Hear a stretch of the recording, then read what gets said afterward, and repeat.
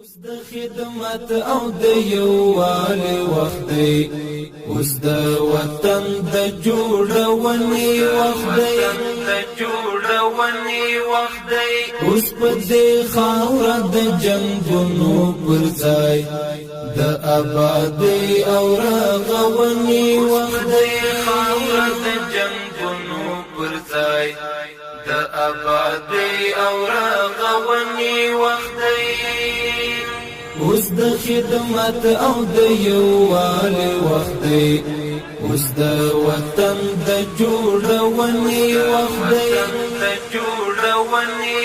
دی، اوس په دې خاوره د جنګونو پر ځای د آبادۍ او رغونې وخت دی. پریاره او سابق میتونست او خو ایتو او اعلان نکرده بود که حال کیل است.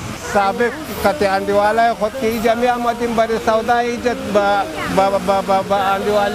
اندیوالای خود قطع خود می آوردیم، ایجاد چکر می دادیم، لذت می بردیم. د خدمت او د یووالي وخت دی، اوس د وطن د جوړونې وخت دی، اوس په دې خاوره د جنګونو پر ځای.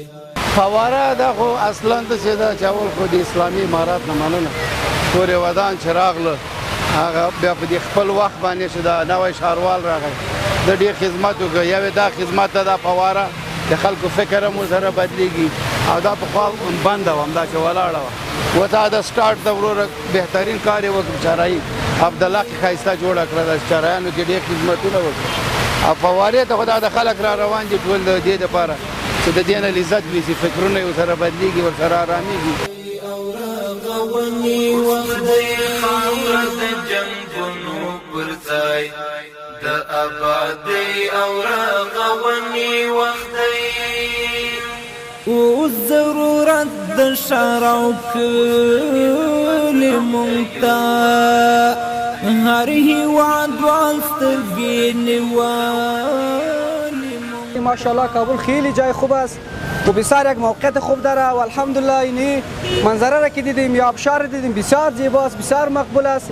انشالله برای همه هموطنان عزیز آرزوی امن، آرزوی صحت کامل میکنیم. غرونه او دښتې هم په تمه زموږ اوس د دې ټولو د ساتنې وخت دی. بیادر تغییرات خو بسیار زیاد آمده. یکی همی سرسبزی زیاد شده، گل کاری شده، دیگه این رنگ و روغن بسیار خوب جور کرده، دیگه این فواره را از طرف سو بیادر ایره چالان میکنه، دیگه همی آب و هوای از اینجا بسیار سرد شده و دیگه مردم که این جمعیه بسیار یک انرژی مثبت میگیره از فواره آب. دیگه انشاءالله میبینیم که تعداد مردم بسیار زیاد شده و اینجا به یک تفریح میآید.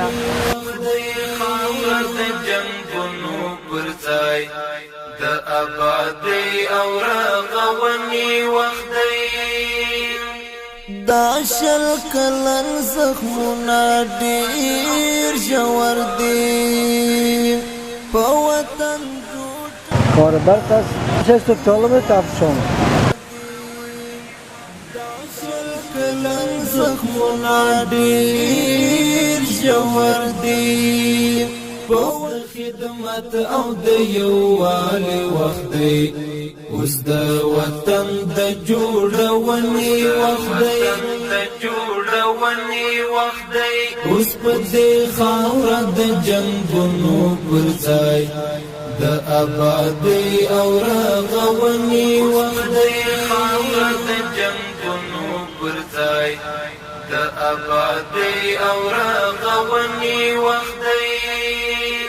اوس د خدمت او د یووالي